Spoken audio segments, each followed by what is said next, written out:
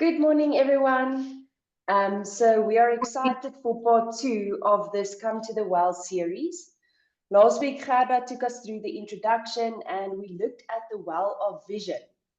And this week, we will be looking at the well of oath or the well of covenant. So before we start, welcome, Gerda, firstly. Yeah, thank you. And then before we start, let's just close our eyes in prayer.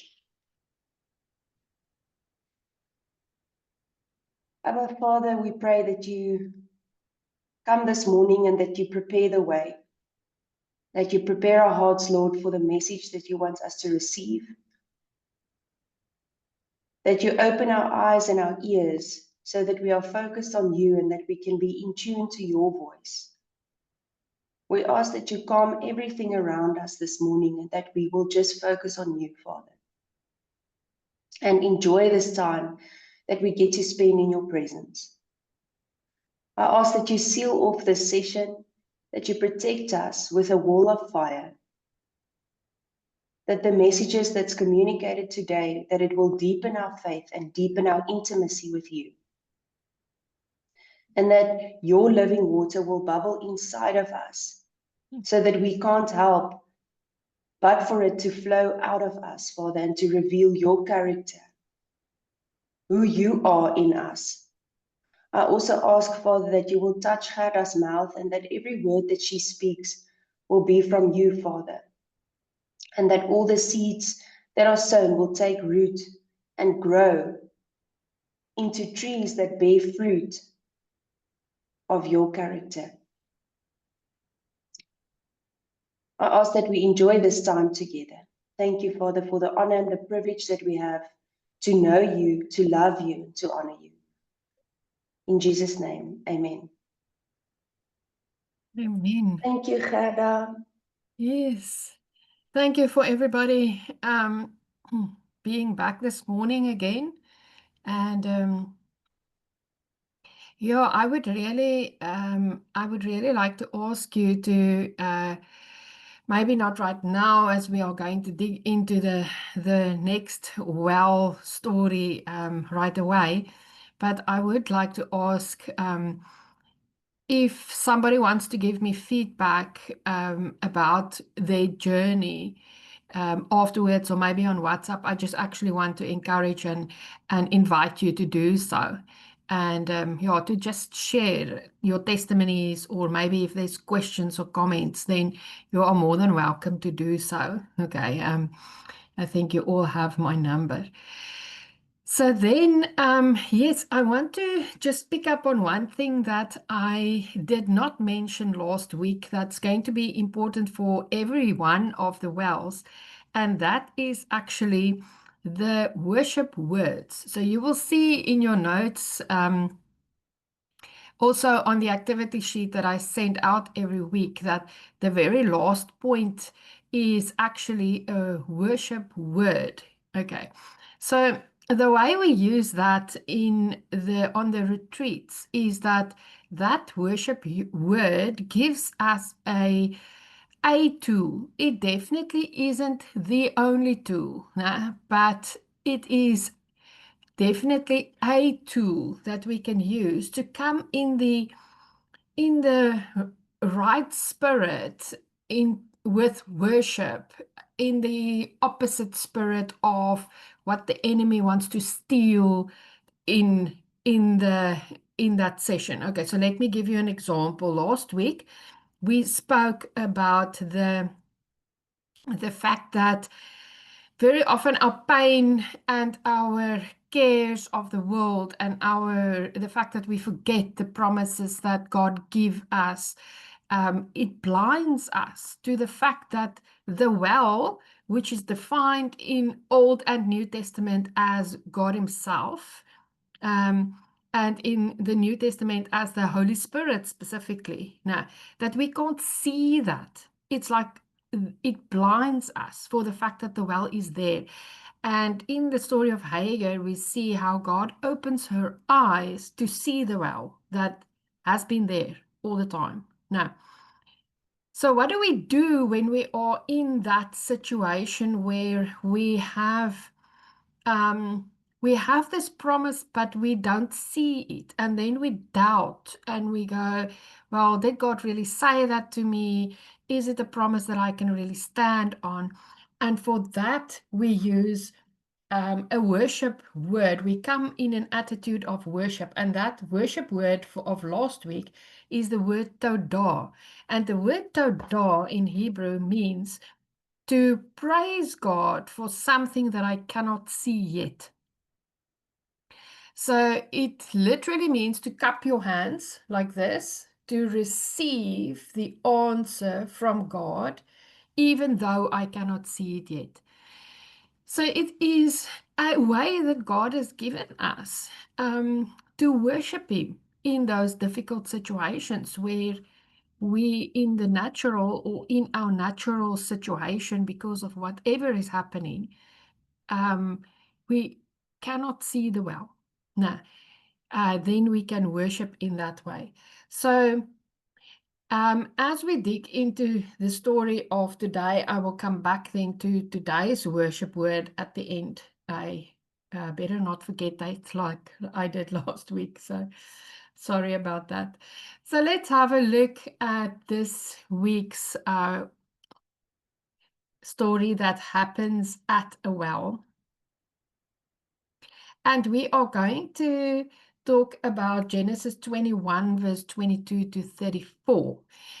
And this is the moment where Abimelech, who is a Philistine, came to Abram and he said to Abram, God is with you in everything you do. So literally Abram's enemy comes and recognize the God of Abram.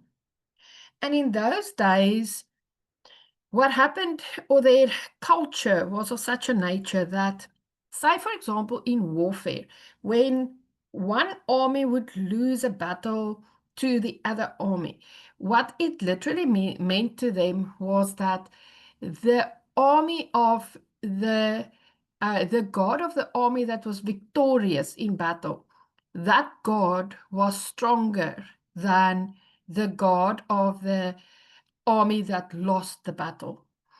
And this is in essence what Abimelech comes and say to Abram, even before the battle happens, let's make peace. Can I make a peace agreement with you that will, in actual fact, be a generational peace agreement? Because I recognize that your God is with you in everything you do. So he doesn't even want to take the risk of having to go into war with Abram. And then he comes and he says to Abram as well that he has treated Abram well. And he asks Abram then for this peace agreement. And then Abram agreed to make a peace agreement with Abimelech. And as we know, Abram, the land was promised to Abram, but for his whole life, he lived as a resident alien or a sojourner in that land, because the land belonged at that time to other nations. And so it's another place where Abram, in his own lifetime, had a promise, but that promise really only came into fruition in his generations. It never came into fruition in his own lifetime. And he makes this peace agreement with Abimelech to be able to live in peace with him in that situation where he was actually a sojourner in his own land. But then when they made this agreement, then Abram complained to Abimelech about a well of water, which the servants of Abimelech had violently seized from him. So we can already see that Abimelech comes to Abram and say to him, I have treated you well, but at the same time, his people didn't, because Abram dug the well and then they violently seized it from Abram. And then Abimelech denies any knowledge of this. He says he doesn't know who did it. He said Abram didn't tell him, and he didn't know of it until that day. And we will, as we continue our journey through the wells, we will see that we will return to this this thought about the Abimelech making this peace agreement, but also not really keeping the peace agreement. Okay, or at least the generations did it. So, yeah, he said that he denied any knowledge about it. And what is also interesting about this peace agreement with the Philistines is that years and years later, when Israel moved into the Promised Land, the Philistines, God steered them clear from the Philistines. He steered them away from the Philistines' land. And he never gave them permission to take the land from the Philistines. And that is very important for our discussion this morning, because God is a God of covenant, and he honors covenant, and he will honor it for time and eternity, because a covenant is a non-breakable agreement. A covenant is a agreement that the only way that it can end is if one of the two parties dies. That's the only way to get out of a covenant. So it differs from our concept of contracts and agreements and yeah, contracts, because usually a contract or an agreement has a clause that gives us a way out. So say, for example, if we were to rent a house, then there's a clause that says I can end that contract with a 30-day notice period, either the owner or the person that is renting the place. So there's a way out of a contract, but there's not a way out of a covenant. A covenant is a permanent standing agreement. And then usually a covenant is made with blood. And that is why it is a standing agreement. And God will always honor that. So even years and years and years later, God didn't allow Israel to take the land of the Philistines. So that's just a bit of history that is important for our understanding of covenant. So then in verse 27, we see that Abram took sheep and oxen and gave them to Abimelech, and the two men made a covenant, which is a binding agreement. And then Abimelech asked Abram, what is the meaning of these 7 ewe lambs which you have set apart? And Abram said, you ought to accept these 7 ewe lambs from me as a witness for me that I dug this well. So this was part of the agreement, and this covenant that they made was that the well that Abram dug was brought into the safety of the covenant. It was brought into the agreement that this well, even though Abram is a sojourner in this land, this well will be protected by this agreement.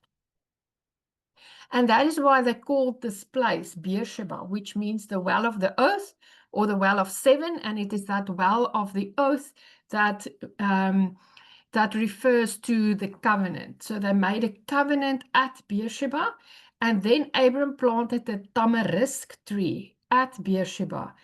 And there he called on the name of the Lord in prayer, the eternal God. So he then prayed and dedicated this agreement, this covenant, this well, everything to God in prayer. Okay. So that's the basic story. It's not a very long story, but I think a very significant one. So to understand covenant, I am going to just for a moment sidetrack myself into what is covenant in the Bible and what are the symbols in covenant that we often see. So if we just go back for a moment to Genesis 15, where we read how God cut covenant with Abram, then we see that in our Western society and our understanding of it, I think we culturally don't really have a good understanding of covenant. But as I said, that covenant is always made with blood, and that's why that expression exists, to cut covenant. Now, so an alternative meaning for the word is to eat together. And we will see that a feast, there's always a feast that is part of this cutting of covenant. But then there's also a whole lot of other symbols in the Bible that is also used when people are making covenant. Now, there's a variety of symbols that is used in all the incidents of covenant, and not all of them are always present in every scenario in the Bible where people made covenant with each other. Okay. So it does give us the idea that the parties who were making covenant with each other, say for example, if it was the leaders of two armies that made covenant with each other, so usually they did that to protect themselves against the common enemy. So what they would do is they would make covenant with each other, and then that agreement would include that if any other enemy outside of this covenant would attack you, then I would come and protect you, or the other way around. So we became blood brothers. That's the literal meaning of it. And in those situations, it seems like people sometimes choose which symbols they use or would use for the agreement that they are making. But I'm going to briefly look at those symbols because they are very important for us when we are looking at how God made covenant with us, and eventually how Jesus fulfilled the covenant when he died for us on the cross. Okay. So in Genesis 15, we see that God says to Abram, okay, prepare the offering for the covenant, and he will come and make covenant with him. And part of what happened here was that the carcass was cut in half, and the implication was literally that is what can be done to you if you break a covenant. So usually that implied that the only way out of a covenant is if you were to die. Okay. And then what they did was the terms, the conditions, the advantages and the disadvantages, or we know it as the blessings and the curses of making a covenant, would then be spelled out before the two parties goes into covenant with each other. Now, so you will know exactly what is the blessings that you can expect and what is the curses that you can expect if you break covenant before you actually agree to this covenant. Okay. And no changes could be made afterwards. It just was absolutely unthinkable for a covenant to be broken because they just knew that this was a life or death scenario. No?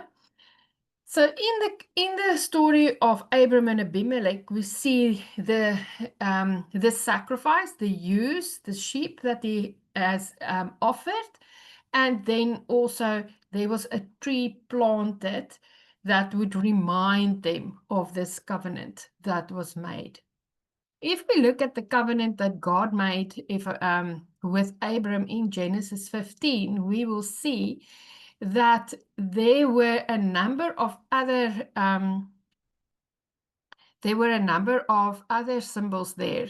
We see that God actually tell him to prepare the covenant. He cuts the carcass in half, and then he waits. And when he waited, we see that there was a extreme fear that actually befell him. Sorry, I just want to go to my slide there. Sorry. And then he says to him, he waited for God while he was really fearful. And then God, initially God didn't come, and the vultures were coming and trying to take the sacrifice, and he had to chase them away. And then God eventually came, and God put Abram in a deep sleep. And then he moved through that sacrifice in the form of a 8, and it is a burning oven and a flaming torch in which God appears while he was making covenant with Abram. Okay, so that is the symbols that we are seeing there. And then in other parts of the Bible, some of the other symbols that we are seeing there is, for example, a stone pillar. So when Jacob and Laban made a covenant with each other, they used a pillar of stones or an altar that was built up as a remembrance of that covenant. And then we see the covenant meal that mostly always happen. And we very often see that there's a change in name. So sometimes they would give their name to their now blood brother, and the blood brother would take their name as a sign of covenant. But then there's also a commitment to love and protect the other party and against all the other enemies. And in Psalm 23, when we read, "Goodness and mercy will follow me all the days of my life." That mercy is the word chesed, and mostly that means covenant love in the Bible. So it is a commitment to love the other person and to do good to them as you love yourself. So this was really something that is taken seriously in the Old Testament time. And it was usually generational, so it was meant for the next generation as well. So if my family and your family is in covenant with each other, it would always be a generational thing. So one of the places where we see that generational thing is in between David and Jonathan. When they made covenant with each other, years later after Jonathan's death, David went to look for any member of Jonathan's family that was still alive, and he found Mephibosheth. And he actually brought him into the king's house. And it was based on that covenant that he made with Jonathan, that he would look after and be kind to his generations as well. So it is a generational thing. So if we look at these elements in the making of covenant, then we see that that God always honors it and he remembers his covenant. So when Jesus died on the cross, we see a number of these elements as well. We see that he had a covenant meal with his disciples. We see that the blood of the Lamb was the blood that this covenant is built on. That was the cutting of the covenant. We see that Jesus died in our place, even though we broke the covenant and deserved death. But he took the terms and the curses, and he gave us the blessings. So what was interesting with this, when God made covenant with Abram, was that it was essentially a one-sided covenant in that situation, because Abram was put into a deep sleep because of the fear that came upon him. And God made the covenant with Abram, essentially saying that he as God will keep his side of the covenant. He will protect him against a common enemy. But if Abram breaks the covenant, he didn't expect Abram to actually walk through the sacrifice himself with God. He did that for Abram. So he committed to take the curses of that covenant as well as giving Abram the blessings of that covenant. And that is exactly what Jesus came to do for us on the cross, is he came to take the curses of the covenant that we have broken upon himself in our place and then give us his blessings.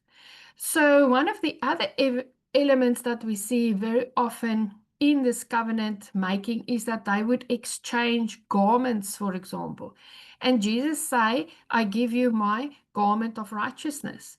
He has taken our garment of sin upon him and given us his garment of righteousness. They would exchange weapons very often.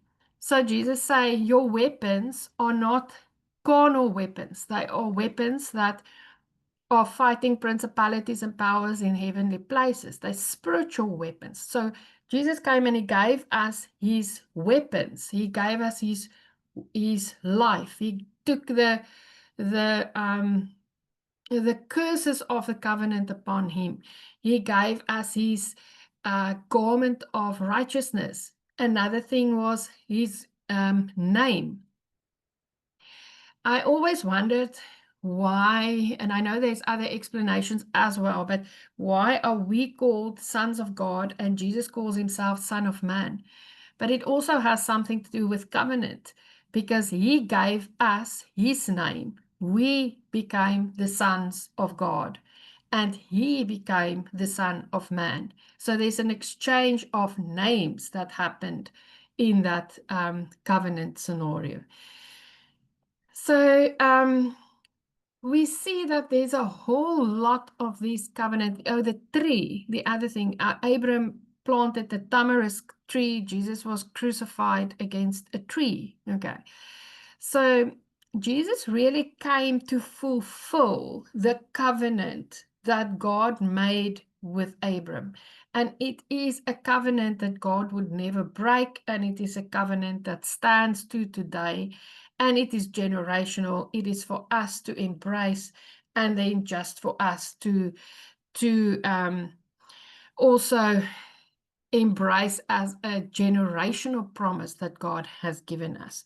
And it's so amazing for me to think that God, who is the perfect God, that he knows that we can't keep that covenant, and that he came and when he made that promise, he already knew that he is going to have to fulfill his own side of the covenant, but he's also going to have to carry the curses of the broken covenant, because man cannot keep the covenant.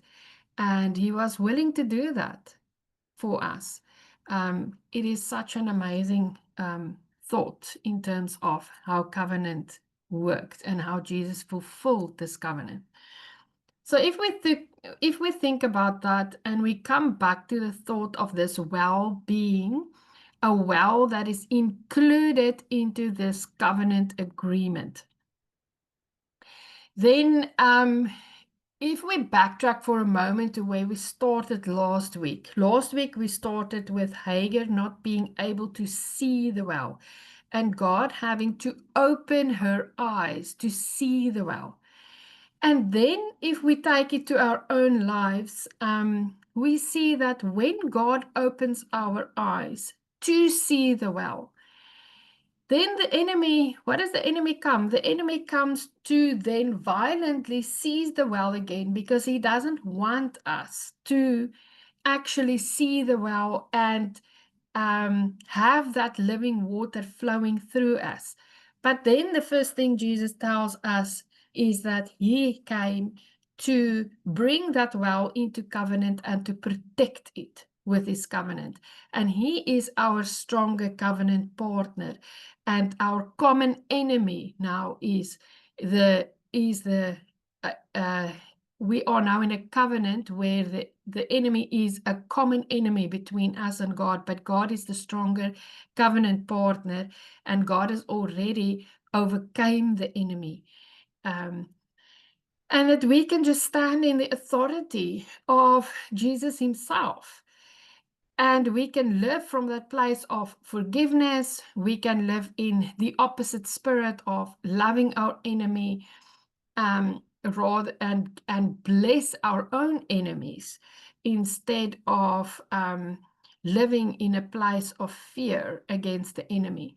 That we usually, like Abram, was in a place of extreme fear when he was faced with the enemy who wanted to, with his vultures, come and steal the covenant and steal that promise from him. We don't have to live in that fear, because we are in a covenant with God, and we belong to him, and he will be our God. And the Holy Spirit gives us a new heart and a new mind, so that we can live from that place of authority and from that place of peace and love. And God, Jesus said to his disciples, he came to give them peace. And that peace agreement of us being in covenant with him, that should be our position from where we are facing the enemy. So then if we face the enemy with our firm-footed stability, and we look at our worship word for this week, which is the word yada. The word yada is power praising God by lifting our hands in his name. And so it really is this kind of action where we just power praise God for the amazingness of the covenant that we are part of, that he has brought the well into covenant, that he's protecting our well from where the Holy Spirit will flow, and that we don't have to live in fear, and that we can live in his peace. Okay. And with that peace has to flow out to the people around us. So then we need to start looking at scriptures like Romans 12, which says, bless those who persecute you, bless and do not curse. Rejoice with those who rejoice, and weep with those who weep. So God's idea is that we should not repay evil for evil, that we will know that we shouldn't avenge ourselves, but that we have to live as far as possible peaceably with all men. As God made a peace agreement with us, it is our responsibility to live out that peace in a world where there isn't peace. And in that scenario, praise God for that peace agreement and for the covenant that we are in with him, and that he protects that well of living water inside of us. And in doing that, we allow that well of living water to flow not just to us, but to others around us. So I'm going to conclude with that. It is our prize word is yada, and we will send out the activity sheet again, so that in your own time you can spend some time on this thought. Thank you so much, Gerda. Yeah, wow, I think it's so awesome to talk about covenant again and the importance of covenant, because I absolutely agree with you. In our current society, we have forgotten what covenant is all about. And it's become so easy to break a contract, whereas the covenant is something that's into eternity. And when you spoke about the praise word, yada, as well, as you know, in Hebrew, yada also means to know someone as a husband would know his wife or a wife would know her husband. And we can only truly know God so intimately in that place of covenant. So he's truly in the detail, connecting everything in the detail. Yeah. Yeah, I think, yes, go ahead. Yeah, sorry, Lucia, I just forgot to mention. So obviously part of what we would like us to do this week was to actually take a covenant meal. No, at some point Okay. during your quiet time with the Lord and as you journey with this thought of God bringing this well into covenant, then yeah, make a time to just take the covenant meal with the Lord and thank Him for Okay. that covenant that we are part of. Okay, perfect. And then Gerda, if you don't mind just closing for us in prayer. Yeah, by all means. Lord, thank you that we could briefly discuss this morning the amazingness of your covenant with us. Thank you that you, who are the God of covenant, loves us so much that you were willing to make a covenant with us where you were willing to keep your side of the covenant and shower us with the blessing of the covenant, but also take the curse of the broken covenant upon you on the cross.